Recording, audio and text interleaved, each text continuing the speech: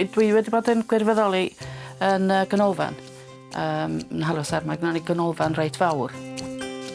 Ac o'n i'n nabod rhywun sydd yn gweithio i ffrindia. A wedyn un diwrnod nes i benderfynu na fi dwi'n mynd. Mi es i lawr i Bwllheli i gyfarfod Dawn Thomas. Oedd hi yno yn hyrwyddo ffrindia. Felly dyna ni, dwi ddim wedi edrych yn ôl ar hynny.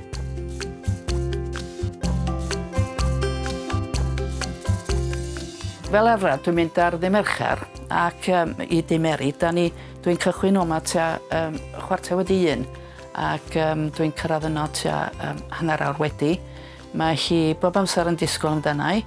Ambell waith mae hi wedi agor yn drws yn barod a gwein fawr ar ei gwyneb. Helo, da chi'n iawn? Wel, mae hi'n dod tua hanner awr wedi 1.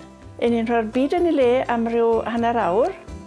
Os dyn ni'n mynd cymryd gymaint o hyn i amser a mae'r bobl fawr yn Llundain yn neud. A mae hi'n gofyn, Norte Mary, le licech chi fynd heddi? A wrth gwrs, lan y môr dwi'n licio, ges i'n ngeni ar lan y môr. A ni'n mynd i Dinas Dinlle ar ryw lefydd fel yna. Mae'n dod nôl at gofion i fi, fel oedd arfanwy a fyny'n trefyddu i rywle bob dydd. Mae wedi bod yn hyfryd.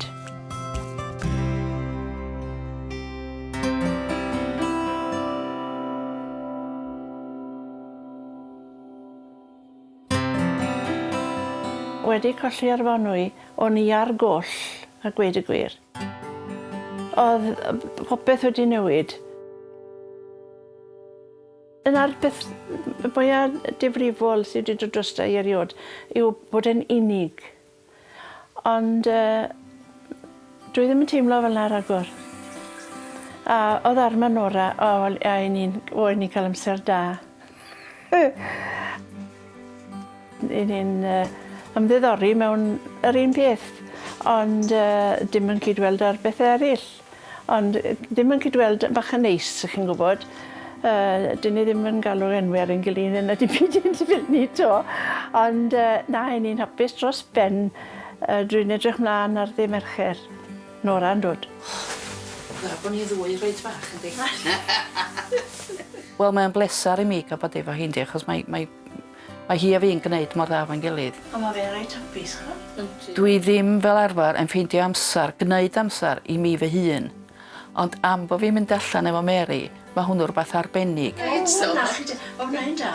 Dwi'n mynd o'r tŷ, dwi'n anghofio am bob peth arall sy'n mynd ymlaen yn y mywyd. A dwi jyst yn gwario'n amser efo Mary. A mae hynny'n bwysig iawn i mi ynde. O'n i'n meddwl bydde fe'n barod i fynd ar letys. Dwi'n teimlo bod fi'n nabod i eriod. A dwi'n gallu gweud wrthi, os bydd rhywbeth yn ymlunoi, dwi'n gallu, Mary, mae'n gweud. Na, nid fel yna. Angofiwch e. Mae rhyw bethau bach ymell waith, a pan byddwch chi'ch hunan, maen nhw'n dod yn bethau mawr. A mae hi'n rhoi'r damper, ysgwyd o'r Sais, arno nhw straight away.